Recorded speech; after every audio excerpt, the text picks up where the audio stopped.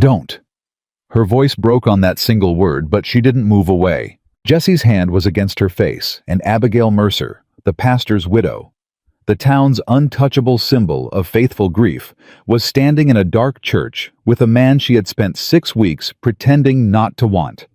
And every reason she'd rehearsed for why this was wrong had gone completely silent. Her husband was buried 50 yards away. The congregation trusted her. God was supposedly watching. And none of it, not one word of it, was louder than the fact that she was leaning into his hand instead of pulling back. Before we go any further, if this is your first time here, welcome. Hit that subscribe button and stay with me all the way to the end of this story. Because what happens to Abigail Mercer is going to stay with you long after it's over. And drop a comment telling me what city you're watching from. I want to see just how far this story travels. The town of Silver Hollow, Montana, had a way of deciding who a person was and then holding them to it forever. It wasn't cruel about it. That was the thing that made it so suffocating. The cruelty wore the face of reverence. The town loved Abigail Mercer, deeply, publicly, and completely on its own terms. They loved her the way people love a stained glass window, beautiful to look at, fragile enough to worry about, and most useful when the light was passing through her rather than coming from her. She was 32 years old. She had dark hair she wore pinned back so tight it pulled at her temples. She had green eyes that her husband Thomas had once called the color of spring fighting through frost.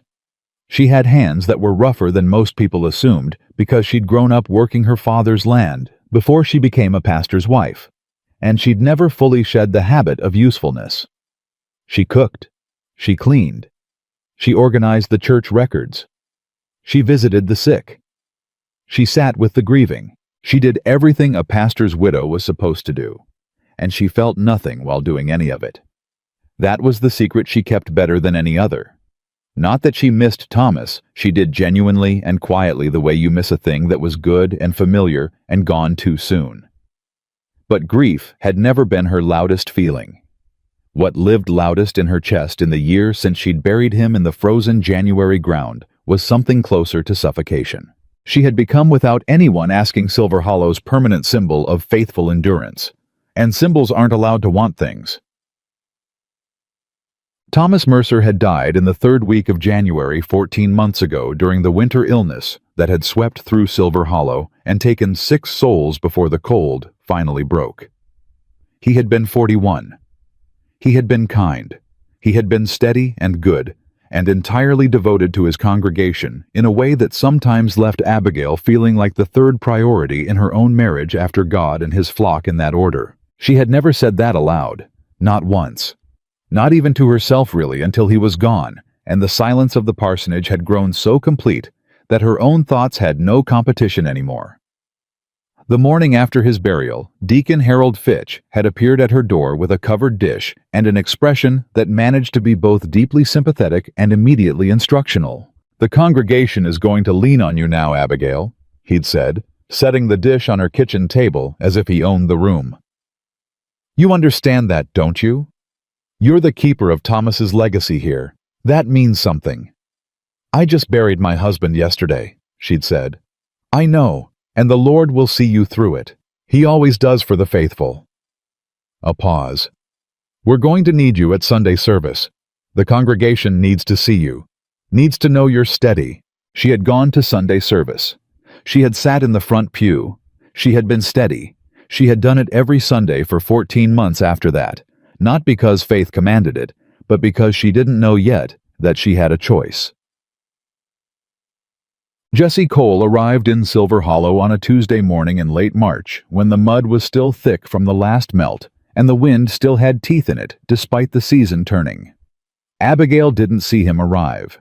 She heard about it from Martha Greer at the dry goods store, Martha who cataloged every newcomer to town, with the thoroughness of a census taker and the enthusiasm of a gossip columnist, which she essentially was. "Cowboy type," Martha said, wrapping Abigail's flower order without slowing her narrative.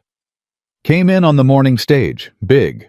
Not rough-looking exactly, but not soft either. Didn't have much luggage. Asked Ed Calloway about fence work out at the Harmon Ranch.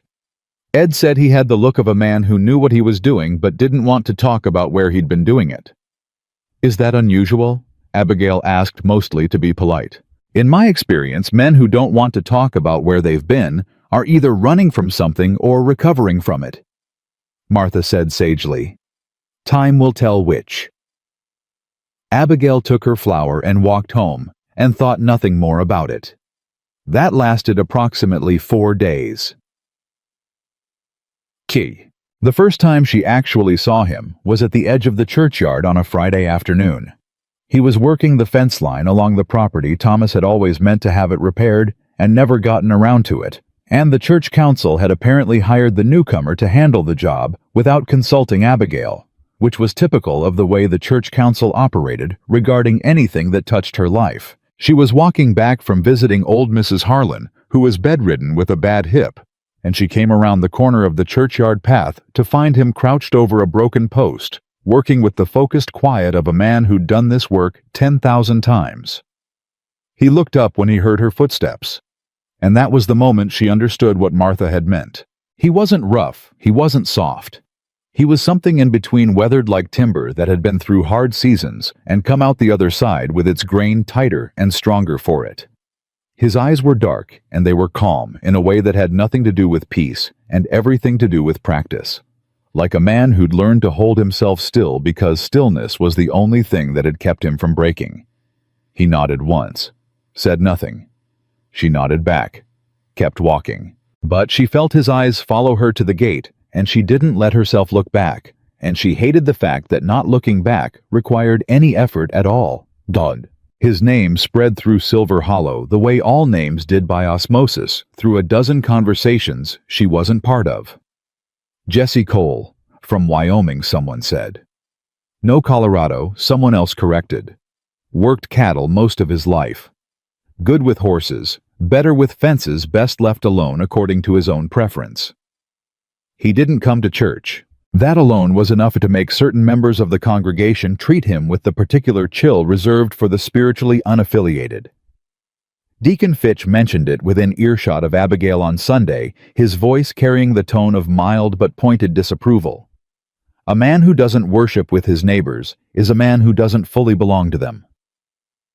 Abigail had spent 14 months biting back things she wanted to say to Harold Fitch. She bit this one back too. But she thought without quite meaning to. Or he's a man who worships differently. Or doesn't worship at all. Or is carrying something too heavy to bring inside a church. She didn't know why she thought that. She didn't know why she was thinking about him at all. She went home and made supper and read 3 chapters of Proverbs and went to bed. She didn't sleep for a long time. The second time she really noticed Jesse Cole, she was at the orphan school. Silver Hollow's school doubled as both a regular classroom and a home for the 4 children currently, without families ranging from 7-year-old Clara, who'd lost her parents to a wagon accident 2 years back, to 14-year-old Pete, who'd been working odd jobs around town since he was 12, and had a look in his eyes that was older than his face by about a decade. Abigail volunteered there 3 mornings a week. It was the one part of her Silver Hollow life that felt genuinely hers, not performed. The children didn't need her to be a symbol. They needed her to show up and be present, and that she could still do. She arrived on Wednesday morning to find Jesse Cole on the roof. He was replacing shingles, alone without anyone having asked him to, as best she could determine. When she stopped below and looked up, shielding her eyes against the pale morning sun, he glanced down briefly. Leaking in the back corner, he said. Noticed it last week. Figured it was better to fix it before the spring rains really hit. Did someone hire you to do that? She asked. No. Did you ask permission? A pause. Should I have? She considered the question more seriously than he'd probably intended her to. No, she said finally. The roof needed fixing. Thank you. He nodded and went back to work. She stood there a moment longer than she needed to. Then she went inside. Inside, young Clara ran to her immediately and grabbed both her hands. Miss Abigail, the man on the roof, said good morning to me. He said I had good manners. Did you say good morning back? I said good morning and asked his name, and he said Jesse, and I asked if he was staying, and he said he didn't know yet. Clara, she said gently, it's not polite to ask a stranger if they're staying. Clara's face fell slightly. Is it rude? It's just some people don't know their own answers yet. She hadn't meant anything profound by it, but Clara nodded with the grave seriousness of a child absorbing important wisdom, and Abigail caught herself thinking the same sentence again. Some people don't know their own answers yet, and feeling it land somewhere it hadn't been aimed. The third encounter was the one that unsettled her. It was a Thursday early evening just before the light went gold and flat across the fields. She was carrying firewood in from the stack behind the parsonage. She did it herself. Had always done it herself. Found a certain satisfaction in the physical weight of honest work when she rounded the corner and nearly walked directly into Jesse Cole, who was apparently in the process of splitting additional wood for the stack, without being asked. She stopped. He stopped. They regarded each other with the mutual startlement of two people who'd both been moving with the assumption of solitude. She started. Mrs. Harlan mentioned you didn't have much wood laid in, he said. Not apologetically, just as a fact explaining his presence. I was already splitting for the Caldwell place down the road. Figured I'd bring an extra load your way. Something in her chest tightened. Not unpleasantly. That was the problem. It wasn't unpleasant at all. And it absolutely should have been, because a strange man had come into her yard without invitation and was doing a thing that no one had asked him to do, and she should have felt invaded, or at minimum mildly annoyed, and instead she felt, "You don't have to do that," she said. "I know." He stacked the last of the split wood against the side of the house, unhurried. "Didn't figure I had to." "Then why?" He straightened and looked at her with those careful, quiet eyes. "Because it needed doing. Because you're doing it alone. And because neither of those facts seems right to me." The silence that fell was 5 seconds long and felt like a full season. "I've been doing things alone for 14 months, she said. Her voice came out steadier than she'd expected. "I know. Doesn't mean you have to keep doing it alone." And then he picked up his axe, nodded once, and walked back down the path toward the road without another word, as if he hadn't just said something that was going to keep her awake until well past midnight. She stood in her yard until the cold drove her inside. She told herself it was nothing. The way he looked at her. The way he kept showing up adjacent to places where she was struggling without making a production of it. The way he never not once called her the pastor's widow, or spoke to her with that particular mixture of reverence and pity that the rest of Silver Hollow had perfected. He just looked at her like she was a person. Like she was a person who was carrying something heavy and managing it, and was maybe just maybe capable of setting it down. She told herself it was nothing.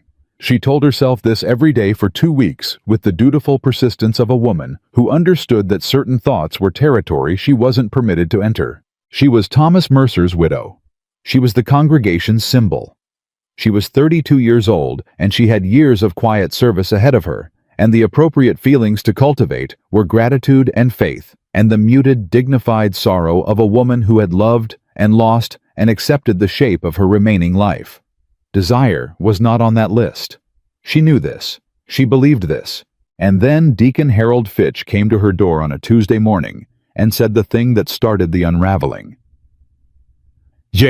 The council has been discussing the question of permanent leadership," Fitch said, sitting in her kitchen with his hands folded around a cup of her tea, speaking in the careful tone of a man delivering news he'd already decided she would accept. "We've reached out to the Missoula Diocese. There's a young pastor there, married, solid family, sound theology, who's willing to relocate." "That's good," Abigail said. "The congregation needs consistent pastoral care. It is good." A pause. "We'll be needing the parsonage, of course, for the new pastor and his family." She set her own cup down. "I see. We've spoken with the Caldwells. They have a room available, very modest but suitable for..." "For what, Harold?" Her voice didn't rise. It went very level, which she'd learned was more effective anyway. "Suitable for what exactly?" Fitch shifted slightly. For a woman in your position. And what position is that? Abigail. He deployed her name with the practiced patience of a man managing a difficult but necessary conversation. You've been a tremendous source of strength for this congregation. Thomas would be proud. But the practical reality is that the parsonage is church property and I've been living here because the church asked me to remain as a presence of continuity, she said. That's what you told me 14 months ago, that the congregation needed to see me here, that it would comfort them. It has. It has comforted them greatly. And now it's inconvenient. Now it's time for a new chapter, he said, for all of us. She looked at him across her kitchen table. The kitchen table she'd scrubbed and set and served meals at for 6 years, and she felt something she hadn't felt in over a year. Not grief, not loneliness, anger. Clean, clear, clarifying anger. She did not show it. She thanked him for coming. She said she would think about the room at the Caldwells. She walked him to the door and closed it behind him with perfect composure. Then she stood in the middle of her kitchen and breathed, a decoration of grief. That was what she was to them. That was what she'd allowed herself to become, a piece of the church's emotional furniture, useful until something newer and more functional came along, at which point she could be relocated to a modest room and continue to perform her quiet suffering in a smaller space.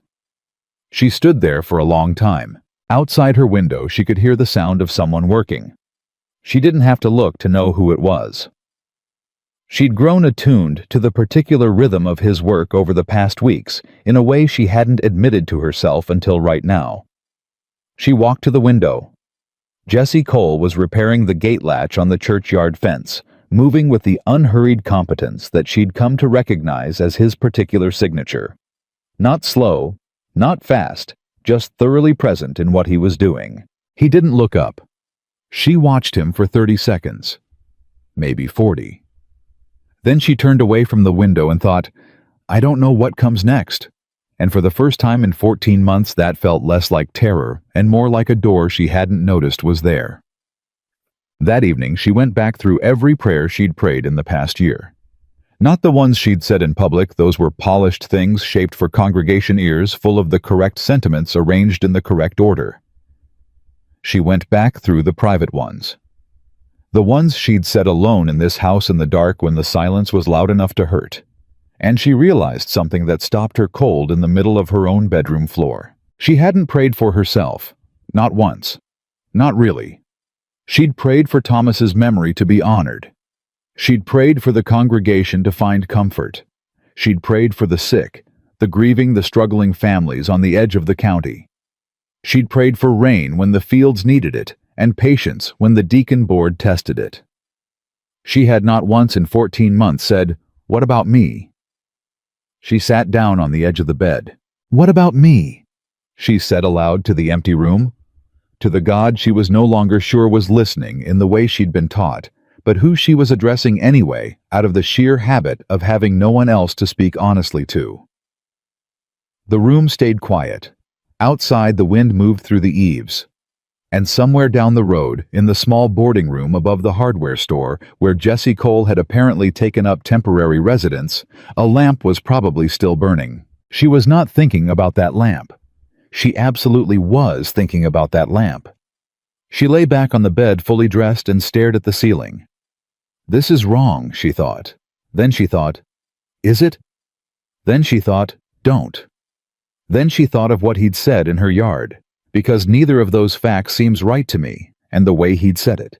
Not as an invitation, not as a move, just as a man stating what he saw plainly without apology or agenda. She thought of the way no one else in Silver Hollow had looked at her like she was still a person first. And she thought, I am so tired. Not tired like sleep-deprived. Tired the way a river gets when it's been dammed for too long, all that water with nowhere to go. Pressure building against walls that weren't built to hold forever. She was 32 years old. She had spent 14 months being a symbol. She had spent 6 years before that being a pastor's wife, which had its own set of invisible requirements. And somewhere in there, buried under all of it, was a woman who had dreams and hungers, and a laugh she hadn't used in so long she'd half forgotten the sound of it. The lamp down the road burned on. Abigail Mercer closed her eyes, and for the first time in 14 months, she did not pray for anyone else's peace. She just breathed. And in the breathing, something small and stubborn, and entirely her own, refused quietly, definitely without fanfare, to stay buried. She didn't know yet that the storm coming in from the north that weekend would trap her inside an empty church with a man she was trying very hard not to think about. She didn't know yet what she would say, or what he would say back.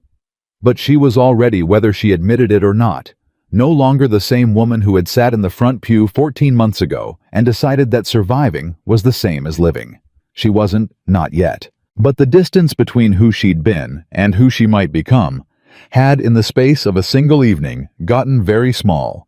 The storm came in faster than anyone predicted. By Saturday afternoon, the sky over Silver Hollow had turned the particular shade of gray-green that old-timers recognized and respected, not just rain coming, but the kind of weather that had opinions about where you'd be spending the next few hours. Abigail had been at the orphan school when the first serious gusts hit, helping Clara with her letters, while Pete sat in the back corner pretending he wasn't also listening to the lesson because he was 14 and had a reputation to protect. She should have left earlier. She knew that. But Clara had been struggling with her R's, curling them wrong no matter how many times Abigail demonstrated, and there was something about a child's determined frustration that made it nearly impossible for Abigail to walk out the door. So she'd stayed, and by the time she finally stepped outside, the full weight of the storm was already moving in from the north, and the road back to the parsonage had become a conversation between wind and mud that she was losing badly. She made it halfway before she accepted the obvious. The abandoned church was closer. The old First Methodist had been empty for 3 years. The congregation had merged with the newer chapel on the east side of town, after a disagreement about property taxes and pastoral authority that Abigail had been present for but had never fully understood. The building still stood locked, still belonging technically to a church board that couldn't agree on what to do with it. But Thomas had kept a spare key for emergencies. He'd been that kind of man, the kind who kept spare keys and extra candles and contingency plans, and Abigail still had it on her ring, out of habit she'd never examined. She was through the door and pulling it shut behind her before she fully registered that she wasn't alone inside. Jesse Cole was standing at the far end of the main room, candle already lit in his hand, looking at her with an expression that said he was not entirely surprised to see her, and was not entirely sure what to do with that fact. "Storm caught you too," he said. "Storm caught me too." She pushed her wet hair back from her face. "How long have you been here?" 20 minutes maybe. Found the door open." She didn't ask which door or how. Some conversations weren't the point. She crossed the room and sat down on one of the old wooden pews, wringing water from her sleeve, and the silence between them settled in the way silences do when two people are acutely aware of each other, and choosing very carefully what to say first. Jessie set the candle on the windowsill and sat down 2 pews back from her, which was either consideration or caution, and she couldn't decide which. "You've been avoiding me," he said. Not an accusation, just a statement of observed fact in that direct way he had, that she was learning to recognize as simply how he communicated. No softening, no social cushioning. Just the plain thing, said plainly. "I've been busy," she said. Abigail. The way he said her name, not Mrs. Mercer, not the soft formal address everyone else used. Just her name said like it belonged to a person rather than a title did something to her composure that she was not prepared for. "I've been avoiding you," she admitted. "I figured." A pause. "Want to tell me why?" "Not particularly." "All right." That was another thing about him. He didn't push. He asked and then accepted the answer, whatever the answer was, which was so contrary to her experience of the past 14 months. Everyone in Silver Hollow pushed. Everyone had an agenda for what she should feel and when and how, that it occasionally wrong-footed her. She turned to face him. "Why are you still in Silver Hollow?" "Because the work isn't finished. The fence work at the Harmon Ranch took 2 weeks. It's been 6. A beat of quiet. "I know. So the fence isn't why you're still here." He looked at her steadily. No, it's not. The candle flame bent sideways in a draft and steadied again. Outside, the rain was hitting the roof in earnest, now a full percussion section that made the silence inside feel louder rather than softer by contrast. That's not a simple thing you just said, she told him. No, it's not. Jesse? She heard the edge in her own voice, not anger, something closer to frightened honesty. I am Thomas Mercer's widow. I am the pastor's widow. This town has decided what that means, and they have decided what it requires of me, and I have been doing my level best to disappear, he said quietly. She stopped. That's what you've been doing, he said. Not grieving, not healing, disappearing, 1 degree at a time, until there's nothing left of Abigail, and all that's left is the widow. The words landed like something dropped from a height. Not violent, but felt throughout. You don't know me well enough to say that, she said. Maybe not. Tell me I'm wrong. She opened her mouth. She closed it. He waited. I don't know how to do this, she said finally, and her voice came out smaller than she'd intended, stripped of its careful armor. I don't know what I'm doing or what I want or who I'm supposed to be now, and I have been walking around for 14 months pretending that I do and that I am, and it is. She stopped, steadied herself. It is exhausting. Jesse said nothing for a moment. Then, yeah, I imagine it is. You can't just say things like that. Like what? Like the things you say, the way you look at me, the wood you split without being asked, and the roof you fixed, and the way you never once called me the widow. Her voice had found its edges again, but they weren't directed at him. They were directed at herself, at the feeling she was failing to contain. You can't just keep doing all of that and expect me not to. She stopped herself. He didn't fill the silence this time. He let it stand there between them, full and significant, and waited for her to decide what she wanted to do with it. Expect you not to what? He asked, gently. Not to notice, she said. Not to feel. She looked at the floor. Not to want. She said the last word like she was confessing to something criminal. Like the word itself required courage to speak. Jesse was quiet for the long moment. When he spoke, his voice was lower than it had been. What do you want, Abigail? She looked up at him. I want to stop being a symbol, she said. I want to walk down the street without people looking at me like I'm a reminder of something. I want to sit in a room and feel like I'm living in it instead of performing in it. She paused. She stopped, because the next thing was honest in a way she wasn't sure she was ready for. Say it, he said. I want someone to look at me like I'm still a person worth looking at. Her voice didn't break, but it wanted to. Not the widow, not the symbol, not Thomas's legacy. Me, just me. The candle threw their shadows long against the wall. Jesse stood up from the pew. He walked to where she sat and stopped in front of her, and he looked at her exactly the way she'd described. Not with reverence, not with pity, with full attention, the kind that sees rather than regards, and she felt it move through her like the first warm day after a winter that had gone on too long. I'm looking, he said quietly. She couldn't breathe properly. Jesse, I'm not asking anything of you, he said. I'm not asking you to forget Thomas or pretend you didn't love him or skip any part of what you need to get through. I'm not in a hurry. I'm not going to push. He crouched down so their eyes were level, and she didn't have to look up at him like she was receiving instruction from someone standing over her. But I need you to know that I see you, not the widow, you. And what I see is worth a great deal more than what this town has decided to do with you. The rain drove hard against the roof. Abigail realized her hands were shaking. Not from cold. How do you do that? She whispered. Do what? Say exactly the thing that is. She couldn't finish. The thing that is what? She looked at him. The thing that is most dangerous to hear. Something shifted in his expression, not a smile exactly, but the possibility of one. I've spent a lot of years not saying the right things. Figured I'd stop wasting time on the wrong ones. She almost laughed. She almost cried. She did neither. She said, "Who are you, Jesse Cole? Who actually are you? Because you show up in this town and fix things that aren't your responsibility, and say things that no one else has the nerve to say. And I don't know your history, and I don't know what you're carrying, and I don't know." "Ask me," he said. "Whatever you want to know, ask me." She hadn't expected that. "All right." She gathered herself.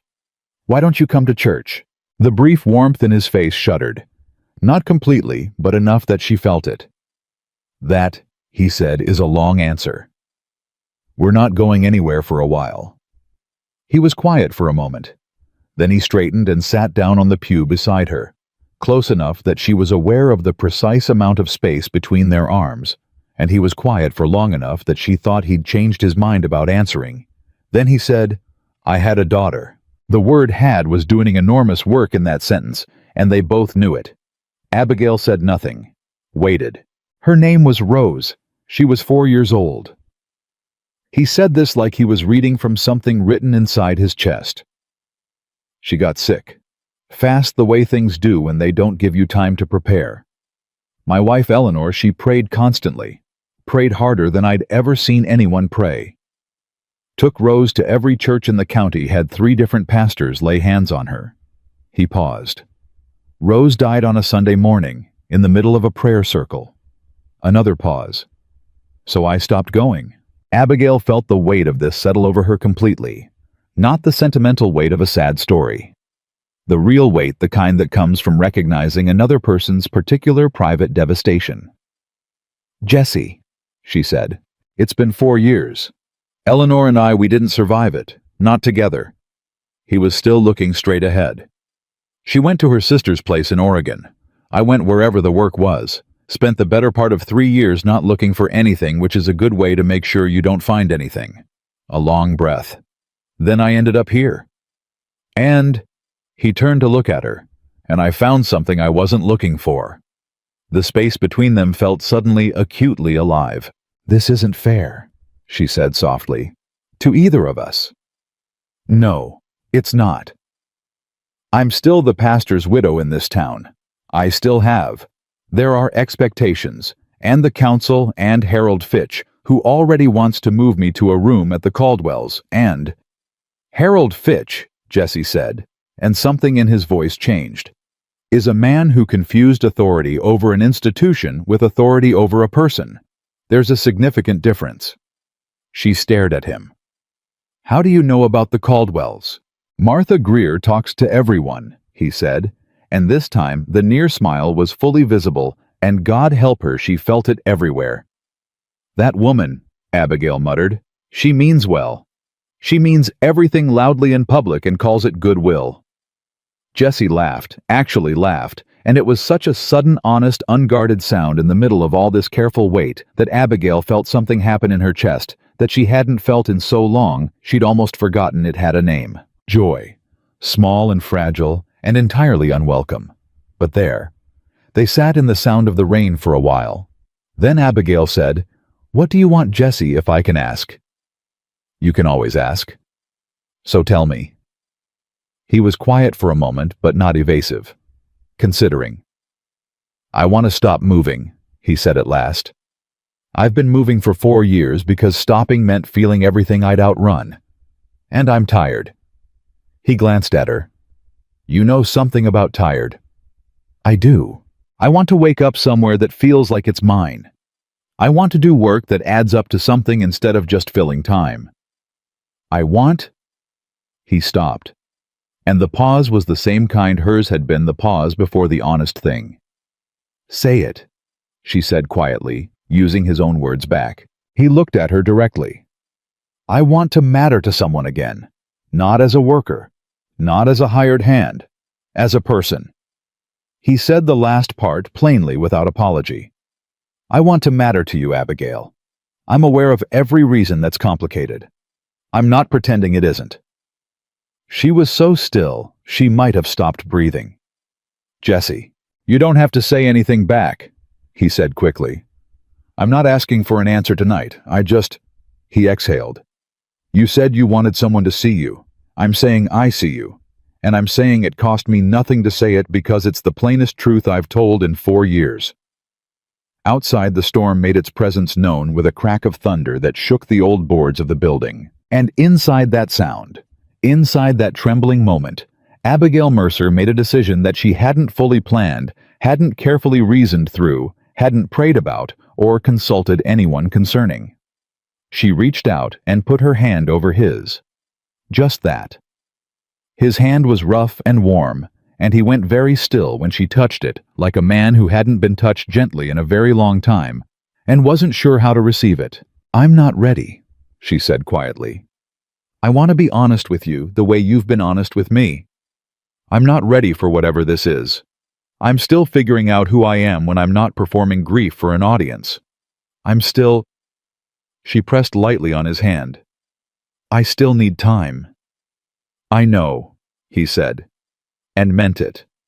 "But—" She didn't move her hand. "I don't want you to stop seeing me." He turned his hand over slowly beneath hers, and his fingers closed around her hand carefully. "The way you hold something you're aware is both valuable and uncertain." "I won't," he said. They sat like that for a long time. The storm worked itself out above them, and eventually the rain slowed from furious to steady, to a quiet afterthought, and neither of them spoke much, and neither of them moved apart. It was the most honest Abigail had been in over a year. Maybe longer, and the most terrifying part was that it didn't feel wrong. It felt with devastating simplicity like finally. But Silver Hollow wasn't finished with her yet. When she walked back into town the following morning, dry clothes and composed expression carefully in place, Martha Greer was at the dry goods store, and the look on her face told Abigail everything she needed to know about how small a town really was, and how little a storm was required to set tongues moving. "People saw you go into the old church last night," Martha said without any preamble. "People saw me take shelter from a storm," Abigail said. "People saw you go in, and then people saw Jesse Cole go in." Martha's voice was not unkind, but it was precise. "And people are talking." "People are always talking, Martha." "Abigail." Martha set down what she was holding and looked at her directly woman to woman rather than neighbor to neighbor. "I'm not one of the ones talking against you. I want to be clear about that. But Harold Fitch has already been to see Reverend Morrison over at the new chapel, and there are words being said that—" "What words?"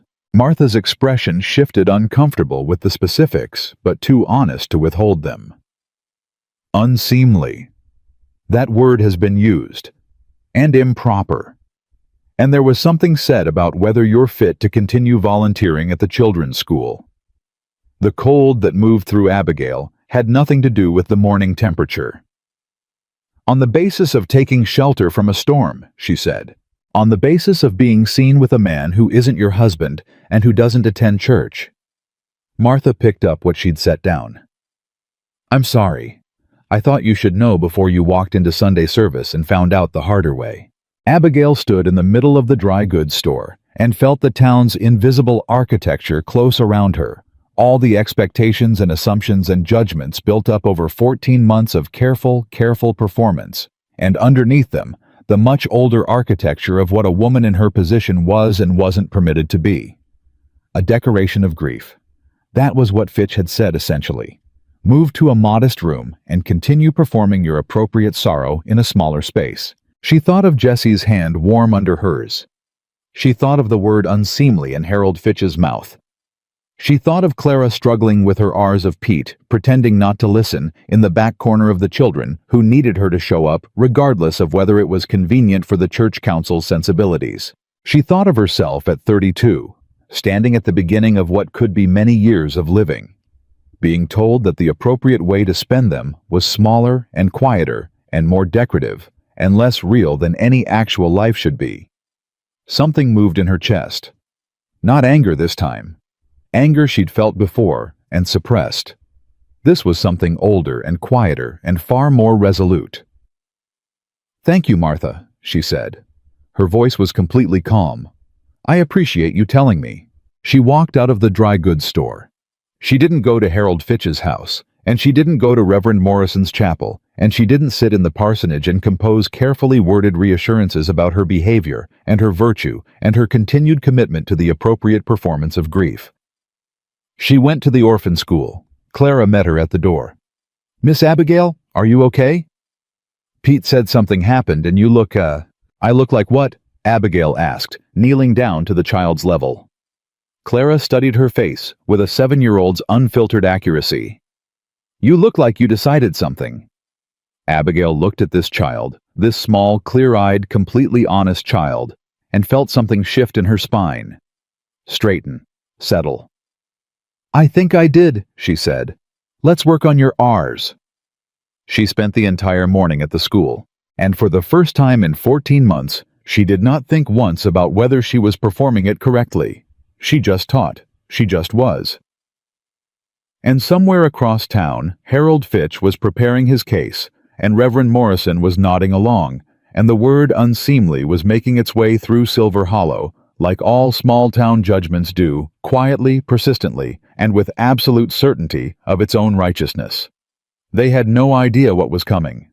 Neither honestly did Abigail. But the woman sitting in that schoolroom watching Clara finally curve her R exactly right and break into a grin wide enough to light the room was already quietly, definitively, and without apology, not the same woman who had sat in the front pew and decided that surviving was enough. She was something the town hadn't accounted for. She was starting to wake up. The formal letter from the church council arrived at the parsonage on Thursday morning, slid under the door sometime before sunrise, which told Abigail everything she needed to know about the courage of the people who'd written it. She read it standing in the kitchen, still in her nightclothes, and she read it twice because the first time through, she was certain she'd misunderstood. She hadn't. The language was careful. Church language always was that particular blend of scripture and bureaucracy that managed to say something cruel in complete grammatical gentleness. But the meaning was plain enough. The council had convened an emergency session. There were concerns, the letter said, about the example being set by certain behaviors inconsistent with her station. There would be a meeting on Sunday afternoon following service, at which Abigail would be asked to speak to the matter. Attendance was not optional. She folded the letter with both hands. She set it on the kitchen table. She put the kettle on for coffee and stood at the window and watched the early morning light come across the fields, and she thought with absolute clarity that there was a version of herself, the version that had existed for 14 months, who would have spent the next 3 days preparing her defense, crafting apologies, smoothing every rough edge, walking into that Sunday meeting soft and small and appropriately sorry. She thought about that version of herself for a long time. Then she drank her coffee and got dressed and went to find Jessie Cole. She didn't examine the choice too carefully. Examining it would have given Doubt enough room to talk her out of it, and she'd given Doubt 14 months of uninterrupted floor time already. He was at the Harmon Ranch, which she knew because there was apparently no piece of information in Silver Hollow that Martha Greer didn't have organized and available. Jessie was working the far fence line, and when she came across the field toward him, not running, but moving with a purpose that didn't allow for second guessing, he turned and watched her come and did not look surprised, which she was beginning to understand was simply how he received the world. "They sent a letter," she said when she was close enough that the wind wouldn't take the words. "I know." She stopped. "How do you know?" "Pete came and found me this morning. Said Miss Abigail got a letter under her door, and he'd heard about it from the Harlan boy, who heard it from someone at the council meeting." He set down the wire he'd been working. This town has a more efficient communication system than most telegraph offices. Despite everything, she almost smiled. "Are you aware of what they're accusing me of?" "Unseemly conduct," he said. The words in his mouth were flat with contempt, not for her, but for the phrase itself. "Behavior inconsistent with your station." "Yes." "Because you were in the same building as me during a storm." "Because I was in the same building as a man who doesn't attend church," she corrected. "That's the actual charge if we're being precise." Jessie looked at her steadily. "Abigail, this is my fault. I should have—" "Don't," she said. "Don't apologize for the storm. Don't apologize for being there. Don't you dare apologize for any of it." He stopped. What I need, she said, is to know something. And I need you to answer me honestly, even if you think the honest answer is going to make things harder. Ask. Are you planning to stay in Silver Hollow? The question landed between them with real weight. Because they both understood it wasn't logistical. It was the question underneath all the other questions. It was the one that made every other calculation matter or not matter. Jesse took a breath. Yeah, he said. I am. Why? You know why. I need to hear you say it. He looked at her for a long moment. Because there's something here worth staying for. Because I haven't felt that in 4 years, and I'm not interested in walking away from it. He held her gaze. Because you're worth more than this town knows how to value, and I would very much like to be in the vicinity when you figure that out yourself. Abigail felt that in her chest so completely that she had to look away for a moment. At the fields, at the sky, at anything that wasn't his face, because his face was doing something to her composure that she couldn't entirely manage at this particular moment. Then I'm going to that meeting Sunday, she said, and I'm going to say what I actually think. That sounds like it might be significant, he said carefully. It might burn everything down, she agreed. But I've been living in a building I didn't choose for 14 months, and I think I'm ready to walk out of it. He was quiet for a moment. Then, what do you need from me? No, are you sure? No, be careful. No, have you thought this through? Just, what do you need? She breathed. Nothing yet. Just know that I'm not avoiding you. Whatever happens Sunday, whatever comes next, I am not running from you. Okay, he said simply. Okay, she repeated. And she turned and walked back across the field, and neither of them said anything more because sometimes the most important things have already been said, and more words would only crowd them. The 3 days before Sunday moved strangely simultaneously, crawling and rushing, the way time does when something significant is approaching, and your body knows it, even when your mind is trying to stay practical. Abigail taught at the school. She visited Mrs. Harlan. She cooked and cleaned and moved through the routines of her days with the surface composure of a woman handling things. And underneath that surface, something was running fast and clear and certain, building toward Sunday, the way a river builds toward a falls. Deacon Fitch came to the parsonage on Saturday afternoon. He knocked, which was more than the letter had managed, and she let him in because refusing him entry would have been a confrontation. She wasn't ready to have the day before the actual confrontation. He sat across from her at the kitchen table and folded his hands and looked at her with the expression she'd come to think of as his pastoral concern face concern, genuinely felt she believed, but concern that had somehow appointed itself the judge of its own conclusions. I want this to go smoothly tomorrow, he said. I think it can if we're all reasonable. Define reasonable, she said. A simple acknowledgement of the appearance of impropriety. An agreement to be more mindful of situations that could be misread. A step back from the connection, whatever it is, with the coal man. He spread his hand slightly. That's all. Then everything returns to normal. Everything returns to normal, she repeated. Yes. Harold. She folded her own hands on the table in a deliberate echo of his posture. What is normal in this context? Walk me through it. He shifted slightly. You know what I mean. I want to hear you say it. Abigail. Say it. He exhaled. You maintain your position in this community as Thomas's widow, as a woman of faith and standing, who conducts herself in a way that honors his memory and serves as an example. For how long, she asked. I'm sorry. For how long do I maintain this position? A year? 5 years? 10 until I die and get buried beside him, and the town can have 2 graves to point to as symbols of faithful endurance. Her voice was still level, still even. Is there a timeline, Harold? Because no one ever mentioned one to me. They said for now, and while you're grieving and the congregation needs you, and none of those things have a fixed ending.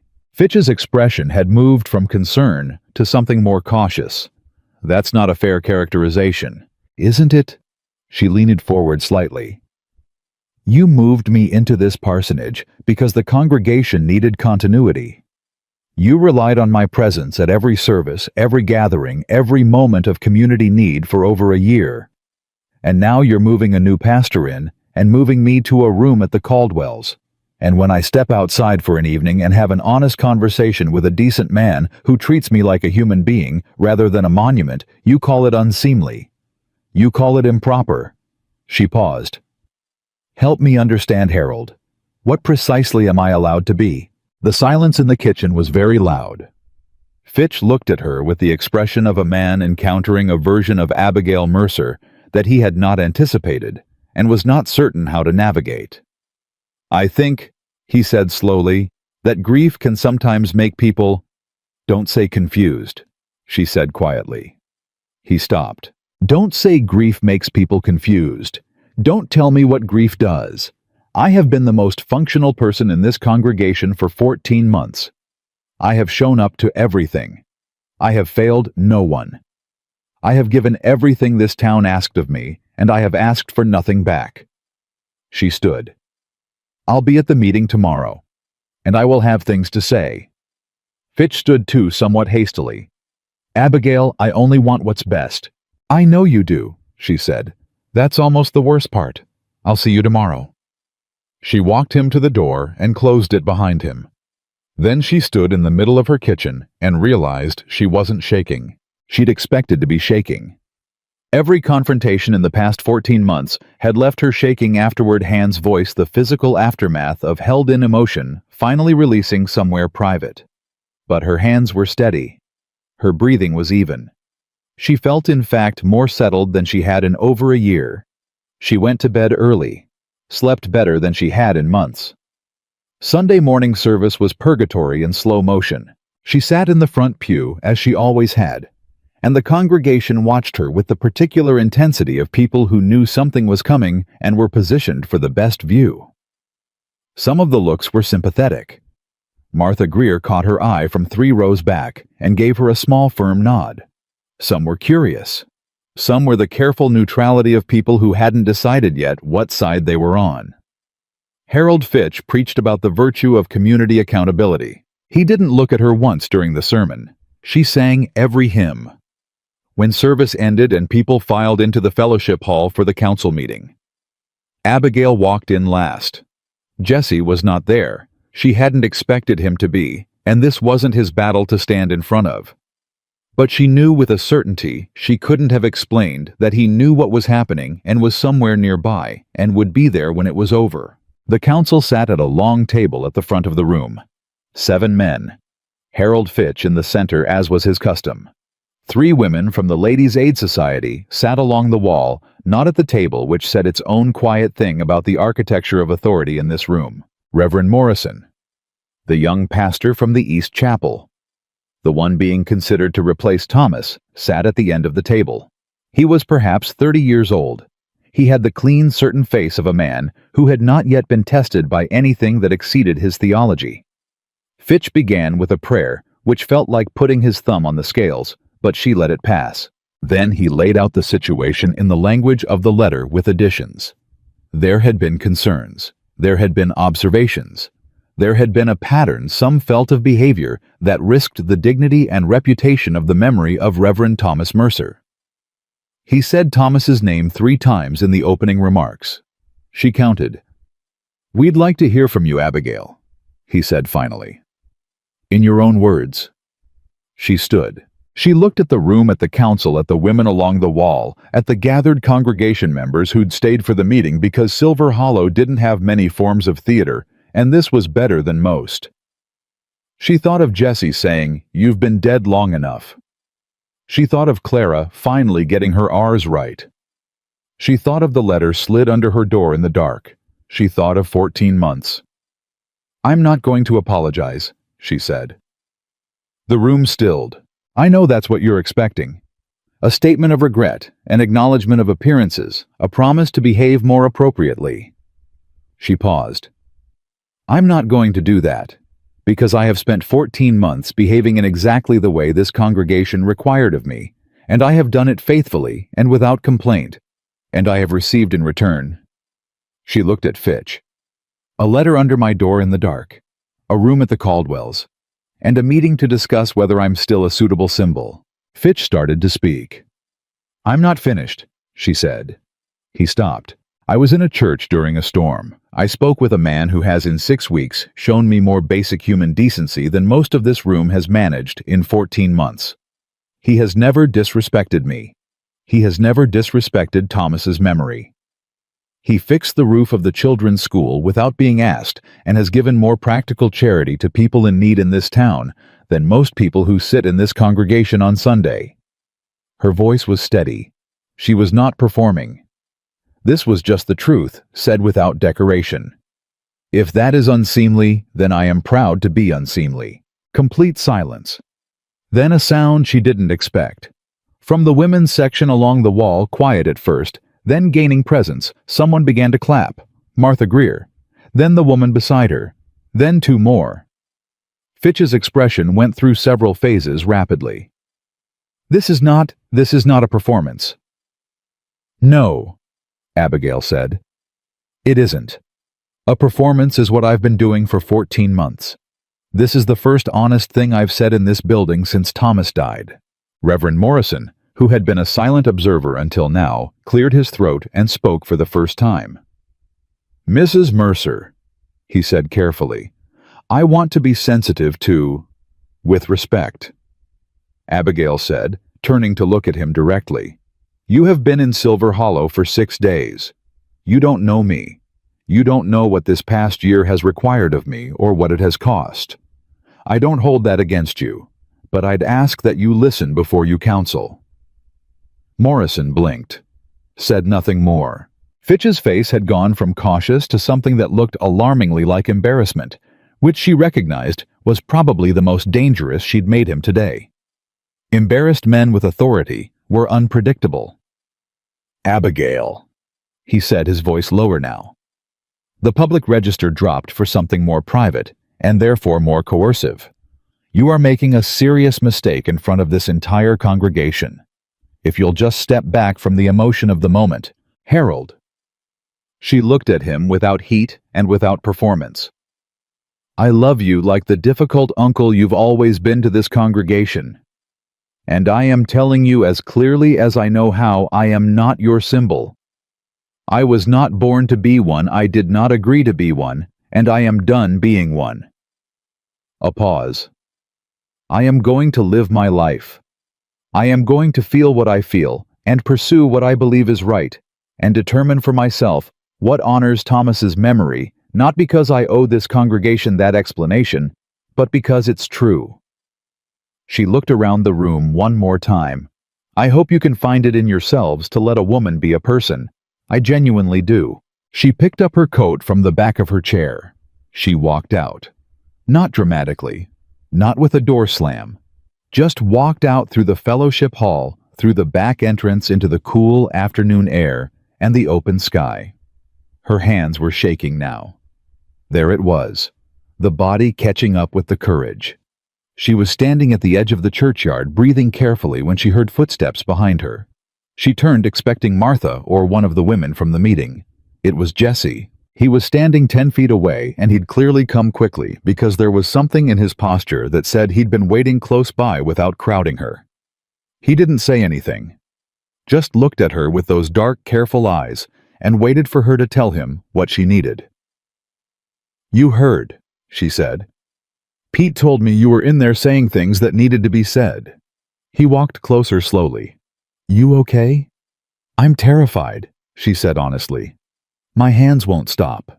"That's not fear," he said. "That's your body processing the fact that you just changed something."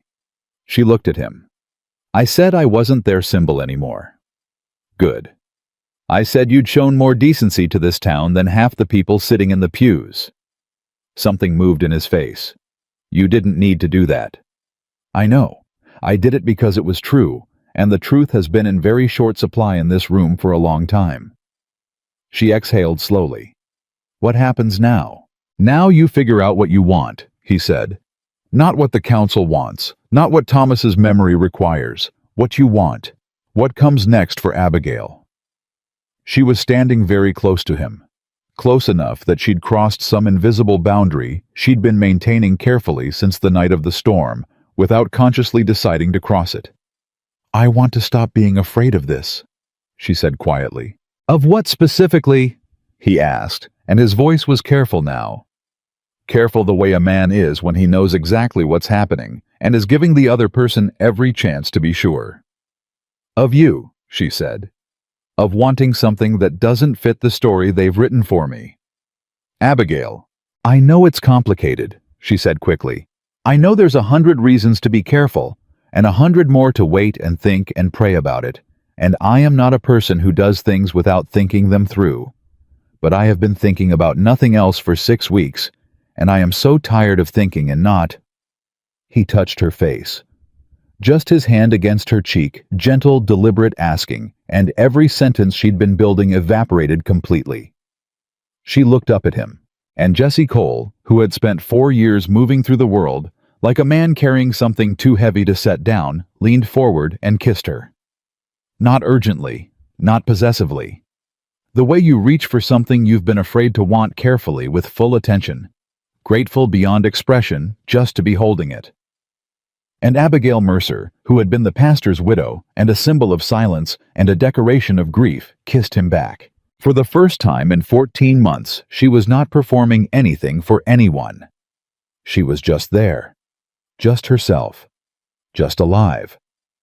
When they stepped apart, she was breathing differently, and his hand was still against her jaw, and they were looking at each other in the particular way of two people who have crossed a line and discovered with equal parts exhilaration and gravity that there's no reasonable path back.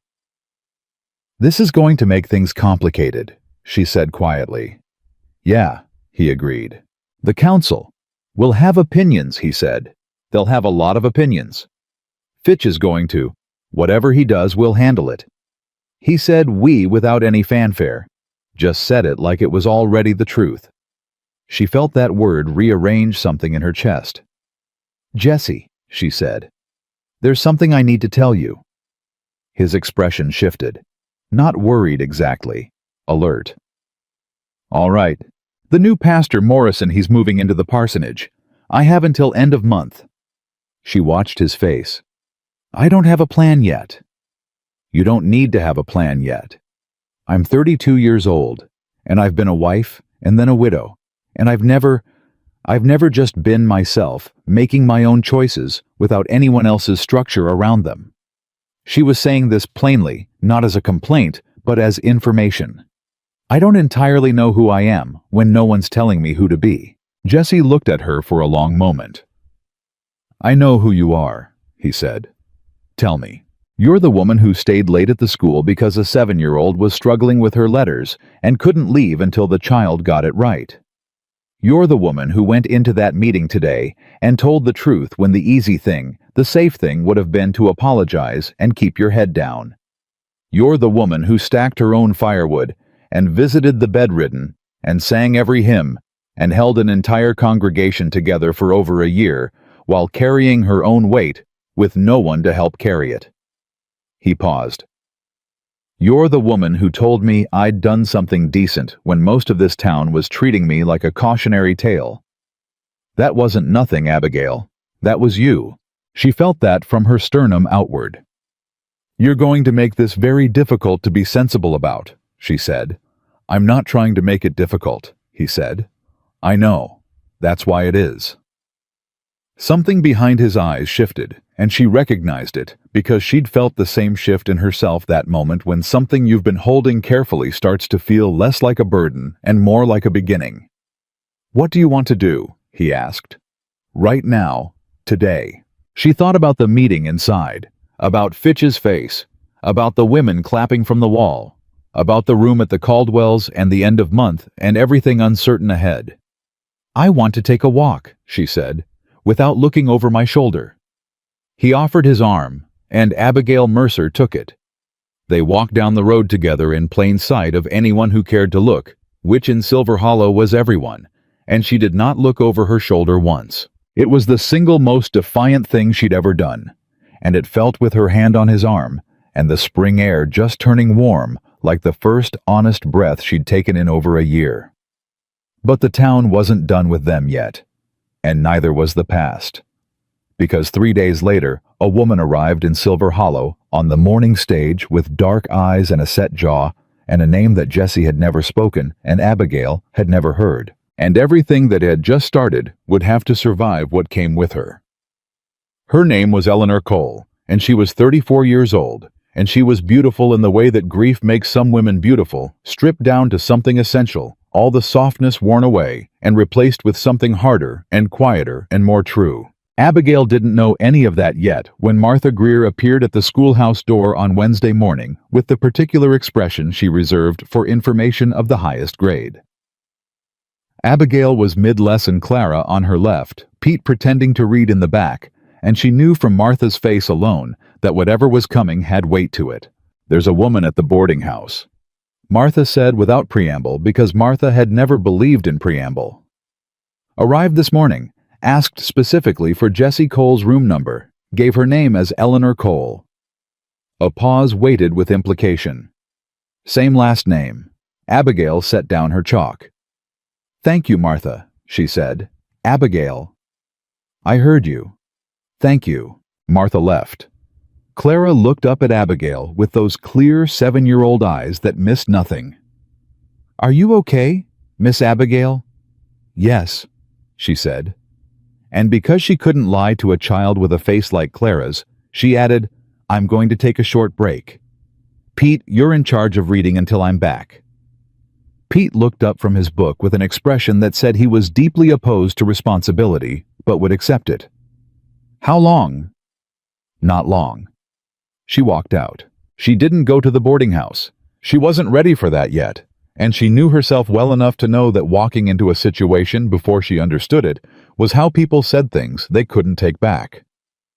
Instead, she walked to the fence line at the edge of the Harmon property where Jessie had been working since early morning, and she let the walk burn through the first wave of whatever she was feeling. Not jealousy, she told herself, or not only jealousy, but something more complicated, more textured. Something adjacent to fear. He saw her coming from 50 yards out. She could tell by the way his posture changed, not tensed exactly, but readied. Like a man who already knows what news is walking toward him. She stopped in front of him. "Eleanor is here," she said. He set down his tools, said nothing. "You knew she was coming." "She sent a letter 2 weeks ago," he said. "Said she needed to talk. I didn't know exactly when." Abigail absorbed this. "You didn't tell me." "No." "Why not?" He looked at her directly. "Because I didn't want to complicate something that was just starting to feel possible. And because—" He stopped. "Because I was hoping I could handle it before it became your problem." "I'm not a problem to be managed around Jessie." "No, you're not. That was the wrong word." He ran a hand through his hair, the first gesture she'd ever seen from him that looked like something close to unsteady. "I'm sorry. That was wrong." She looked at him for a long moment. "What does she want?" "I don't know yet." "Guess." He was quiet. Then, "Eleanor and I ended badly. Not with anger, with silence, which is worse. We just stopped. After Rose, we stopped being able to reach each other. She left because staying hurt too much, and I let her leave because I thought she deserved better than what I had left to give." He paused. "I haven't spoken to her in over 3 years. And she comes now," Abigail said. "When you're here. When this—" She gestured, not quite finishing the sentence, not needing to. "Yes," he said. "Now." She breathed. "Are you going to see her?" "I have to." "I know you do." She looked at him steadily. "I'm not asking you not to. I'm asking Jessie. I am standing here having burned down 4 months of careful, safe, appropriate behavior in the space of one Sunday, and I need you to tell me something true right now. Ask, is there anything left between you and Eleanor that I should know about before this town watches you two have a conversation and draws its own conclusions?" He held her gaze without flinching. "She was my wife. She is the mother of my daughter who died. There will always be something between us because of that grief doesn't get divided on a timeline when it ends. His voice was steady and honest the way his voice always was. But what you're asking underneath that question, is there anything that threatens what's between you and me? The answer is no. There isn't. She held on to that. All right, she said. Abigail. Go see her, she said. I'll be at the school. She turned and walked back before he could say anything else because she'd said everything she needed to say, and staying longer would have moved her from brave into brittle, and she was not going to be brittle in front of him. Not today. She made it back to the school. She picked up the chalk. She finished the lesson. Her hands were completely steady, and she was deeply, quietly terrified, which she recognized as being basically the condition of her life at this point. Jessie found Eleanor at the boarding house dining room, which was empty at that hour, except for a woman who'd apparently been sitting there for 2 hours, with a cup of tea gone cold, and a look on her face that said she'd had a long time to decide what to say, and still wasn't certain she'd gotten it right. She looked up when he came in. 3 years was not a long time, and also, it was a lifetime. Jessie, she said. Eleanor. He sat down across from her and they regarded each other with the careful attention of two people who shared a profound history and were both aware that this conversation required something neither of them had found easy in a very long time. You look well, she said. You look tired, he said, not unkindly, just truthfully. She almost smiled. That's still how you are.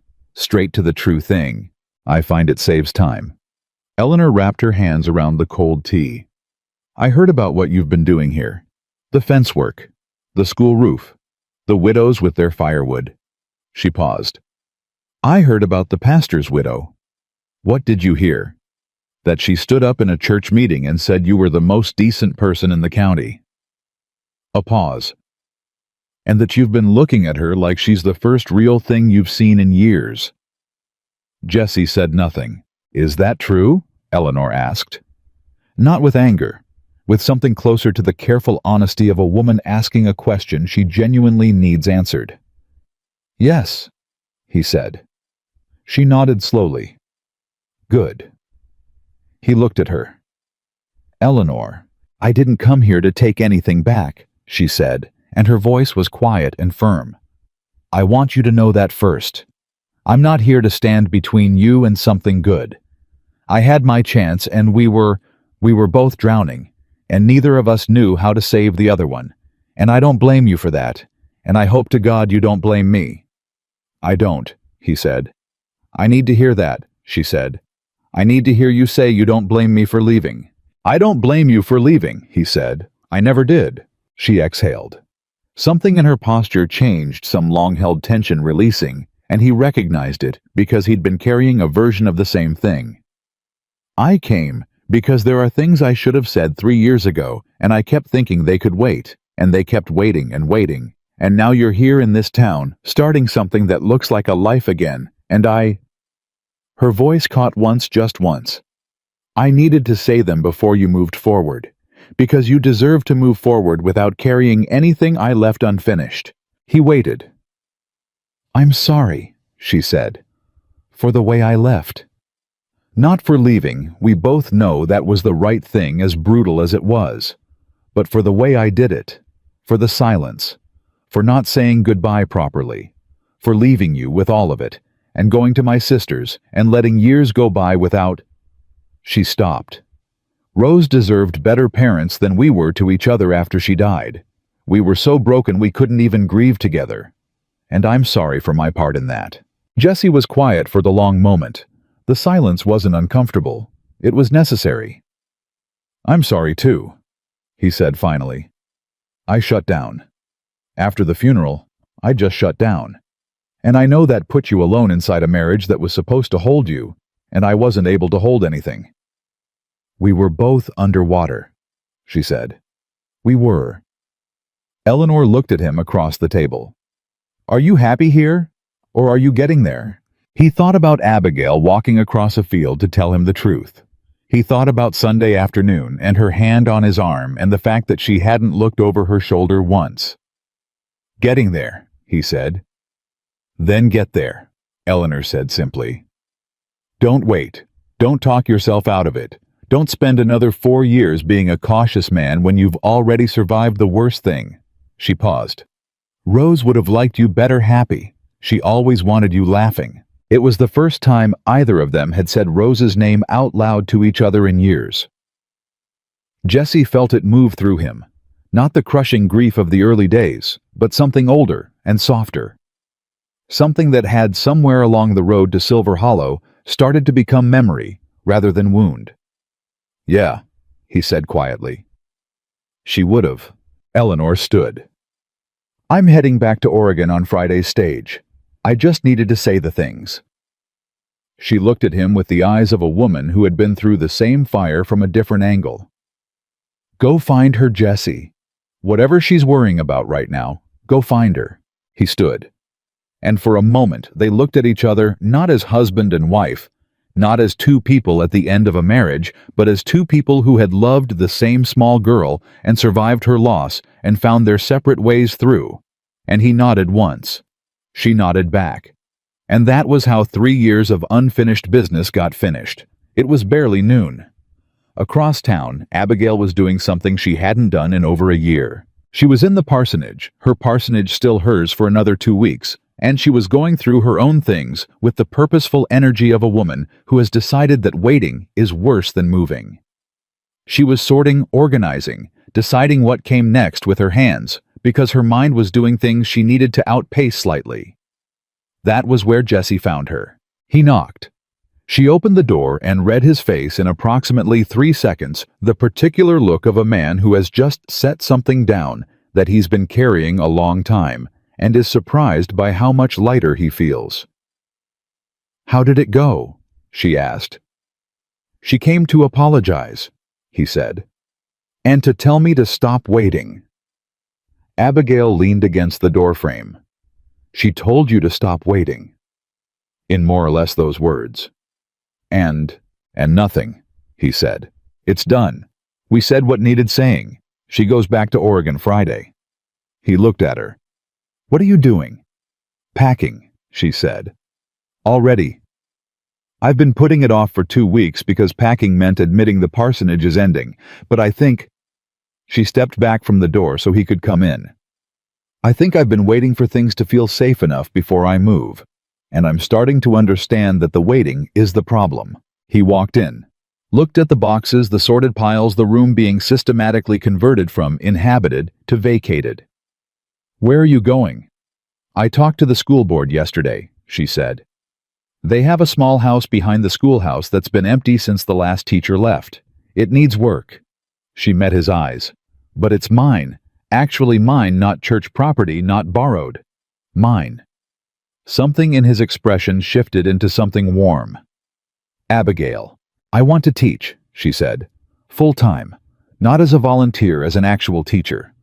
The board said if I can demonstrate the children are progressing, they'll formally hire me in the fall. She was speaking faster than usual, the speed of someone announcing a decision before doubt can intercept it. It's not much. The pay is modest. The house needs a new roof and possibly new... I can fix a roof, he said. She stopped. He was looking at her with the straightforward certainty of a man who has in the space of one morning resolved the last thing holding him in place, and is now entirely available for what comes next. Jesse, she said carefully. I am still figuring out who I am outside of what this town decided I should be. I am 32 years old, and I am starting over in most of the ways a person can start over, and I don't know... She stopped. I don't know what shape this is going to take. Me and you. Whatever this is. I know, he said. I can't promise you I won't be a mess sometimes. I'm aware. I can't promise I'll be easy. I was a pastor's wife for 6 years, and I still have all of that inside me, the good parts, and the parts that were mostly performance, and I'm still sorting out which is which. Abigail. He crossed the room and stood in front of her and took both her hands the way he had in the old church the night of the storm, with the steadiness of a man who is not going anywhere. I don't need you to be figured out. I need you to let me stay. She looked at him. Let me stay, he said. That's all I'm asking. Let me be here while you figure it out. Let me fix the roof and sit with you while you sort out what's performance and what's real, and be the person standing next to you when Silver Hollow decides whether it's going to accept who you're becoming or not." His voice was quiet and absolute. "That's all I want. Permission to stay." She felt the weight of the past 14 months, all the performed grief, the borrowed silence, the endless correct behavior. She felt it the way you feel something just before it lifts, right at the end of the heaviness. "You can stay," she said, and she meant it in every sense the words contained. He pulled her close and held her, and she let herself be held without calculating whether it was appropriate, without measuring it against the congregation's expectations, or Thomas's memory, or Harold Fitch's very detailed opinions about what her life should look like. She just stood there and let it be real. It lasted maybe 30 seconds before the knock came. She would later reflect that Harold Fitch had an almost supernatural talent for the worst possible timing. She stepped back. Jessie's expression shifted to something patient and mildly resigned. She went to the door. Fitch stood on her step. He had his hat in his hands, which was a new gesture. Harold Fitch did not usually hold his hat. He looked older today, or tireder, or possibly just less certain, which was the most unsettling of the three. He looked past her at Jessie, who was standing in the middle of her front room in plain sight, and something moved across his face that she couldn't fully read. "Abigail," he said, "may I speak with you alone, if—" "Jessie can hear whatever you have to say," she said. Fitch absorbed this. "Very well." He looked at her. "The council met again last night, in my absence." He paused. "Reverend Morrison has withdrawn his interest in the Silver Hollow position." She stared. "What?" He cited irreconcilable differences with the community's current dynamic. Fitch's voice was carefully neutral. Effectively, he decided he didn't want to come here. "Because of what happened Sunday," she said. "In part." Fitch turned his hat in his hands. "There is also the matter of the 3 women from the Ladies' Aid Society who have formally requested a review of the council's handling of your situation. Martha Greer drafted the letter." He said this as if Martha Greer had personally handed him something lit. "It has 7 additional signatures." The room was very quiet. "Harold," Abigail said slowly, "why are you telling me this in person? You could have sent another letter under the door." Fitch was quiet for a moment. And in that moment, she saw something she hadn't seen before in all their years of tense, careful navigation around each other. She saw him actually looking at her. Not at the symbol. Not at the widow. At her. "Because I owe you that much," he said finally. "And because—" He stopped, cleared his throat. "Thomas asked me before he died. In the last weeks when he knew. He asked me to look after you." Another pause. "I think I confused looking after you with managing you. And I think—" He said the next words like they were costing him something genuine.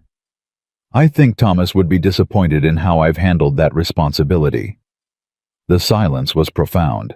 "That took courage to say," Jessie said from behind her, quietly, without any edge. Fitch looked at him. "The church will need leadership," he said. "The position is still open. The parsonage will remain available until that's resolved.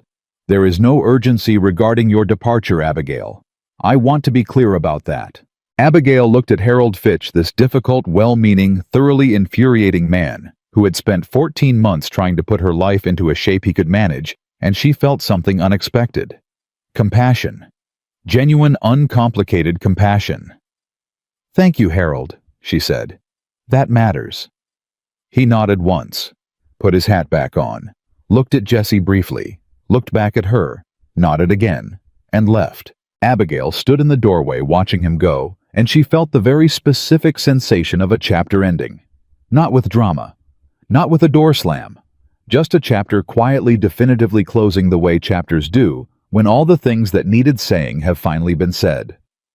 She turned back to Jessie. He was watching her with an expression she'd come to recognize over these past weeks, that particular mix of steady and warm that she had no adequate word for, and had stopped trying to name because some things were better felt than labeled. "Well," she said. "Well, He agreed. The parsonage isn't urgent anymore. So it seems. The schoolhouse behind the schoolhouse still needs a roof. Still does, he said. She crossed the room toward him. I meant what I said earlier, about not knowing what shape this takes. I know. And you meant what you said, about staying. Every word. She stopped in front of him. Close. The same distance they'd been on Sunday, when she'd taken his arm and they'd walked down the road together in plain sight. And she hadn't looked back once.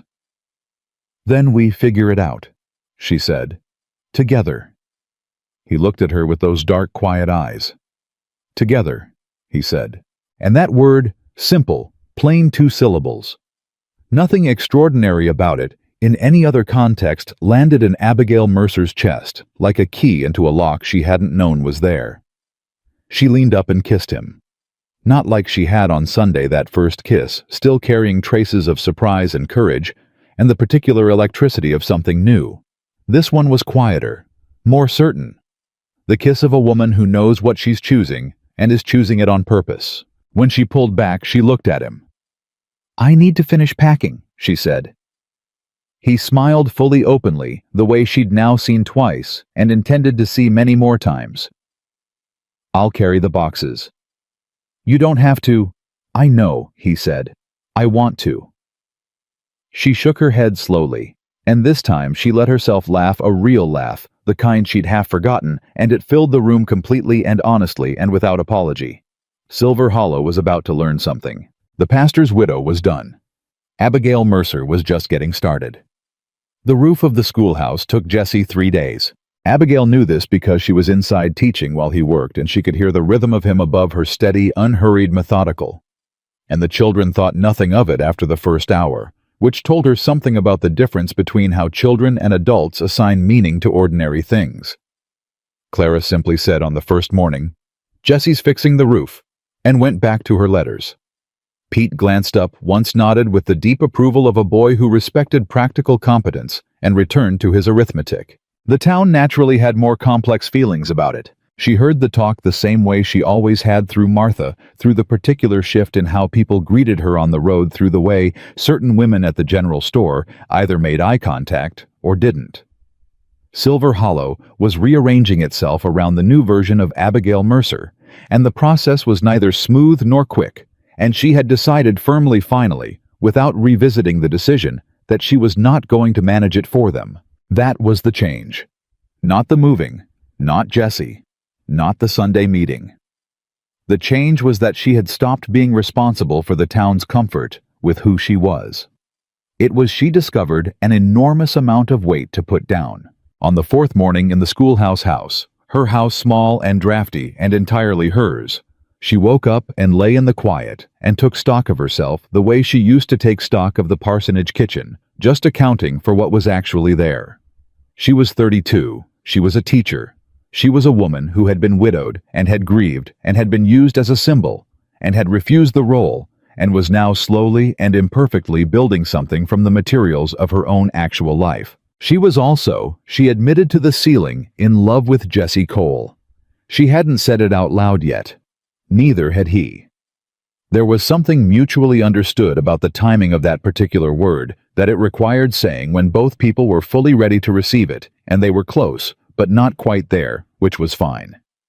Some things were worth getting right. She got up, made coffee, looked out at the schoolyard. Jesse was already there. He wasn't working. The roof was done. He was talking to Pete, who was early for school, as he'd been every day since Abigail had moved in, arriving before the other children, with no stated reason, but an obvious one to anyone paying attention. Pete was 14 and had no family, and had been watching adults fail to commit to things his entire life, and Jesse showing up every day to fix something had made an impression that no one had asked him to make. She watched them through the window. Jesse said something. Pete laughed, a real laugh, not the careful, guarded version he usually offered. Jesse clapped him once on the shoulder, the way men do when words aren't the point, and Pete stood a little straighter. Abigail felt that somewhere she hadn't expected to feel it. She opened the door. "Coffee's on," she called. Jesse turned. That smile, the full one, the open one, the one she'd decided was her favorite thing in Silver Hollow, Montana. 5 minutes, he said. Pete looked at her with the carefully casual expression of a boy trying not to appear invested. Can I have some too? You can always have coffee, she said. You're practically faculty at this point. Pete's attempt not to look pleased failed completely. She went back inside. The morning classes went the way good mornings did, the work finding its rhythm. The children settling into the particular focus that came when they were genuinely engaged, which Abigail had learned was the only kind of teaching worth doing. Clara finally read a full sentence aloud, without stumbling, and the look on her face when she finished was the kind of thing Abigail had been a teacher for approximately 2 weeks officially, and already knew she would remember for the rest of her life. I did it, Clara said with the wonder of someone who has just discovered something about themselves. You did it, Abigail confirmed. You've been doing it. You just needed enough practice to catch up to where you already were. Clara considered this philosophy seriously. Is that how everything works? Most things, Abigail said. It was a Tuesday. Nothing particular about it. Ordinary in the way that the best days often are unremarkable until you're looking back at them, which was why she was entirely unprepared for what happened at noon. Harold Fitch came to the schoolhouse. He came with his hat in his hands. Again, she was starting to think of that as his honest posture, Harold Fitch with his hat in his hands. And he had someone with him she recognized, but hadn't spoken to directly in months.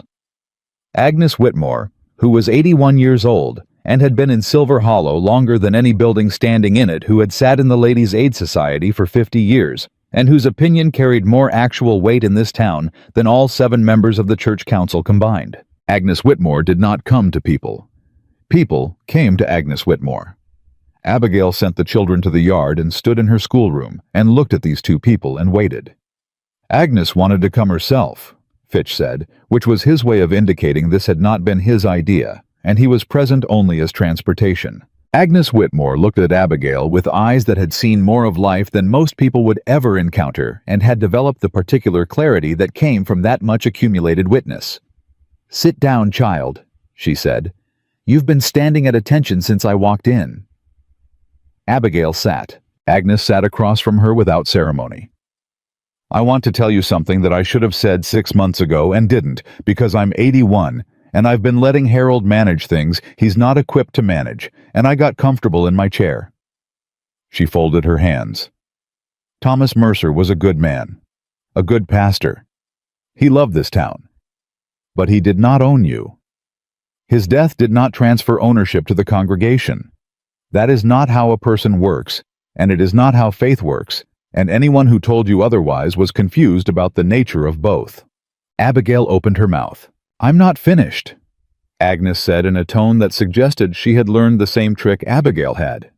You stood up in that meeting and said true things, uncomfortable things, things this congregation needed to hear spoken plainly by someone they couldn't easily dismiss.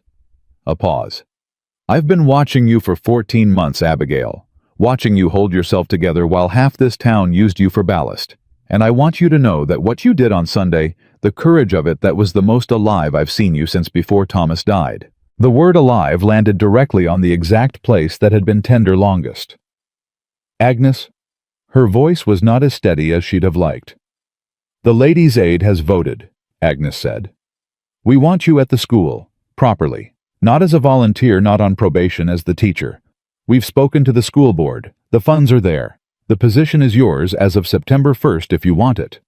She looked at her steadily. Do you want it? Yes, Abigail said without hesitation. Yes. Agnes nodded once with the satisfaction of a woman who has done what needed doing. Then she looked at Fitch. Well, Fitch cleared his throat. He looked at Abigail with the expression of a man who had done his own accounting in the past week and not entirely liked the result. The council would like to formally withdraw the characterizations made in the letter, he said. The word unseemly was inappropriate, and I take responsibility for it. And the rest of it? Abigail asked. And the rest of it, he confirmed. All of it. She looked at him for a long moment. This man who had managed and pressured and constrained her for over a year with the perfect sincerity of someone who believed he was protecting rather than suffocating. She thought about whether she was angry. Checked. Found something more complex, tired, and also forgiving, and also clear-eyed about the fact that forgiveness and trust were not the same thing, and she was prepared to offer the first without immediately restoring the second. "I accept the apology, Harold," she said. "Genuinely." He exhaled. "Thomas would be—" "Let's leave Thomas out of this one," she said gently.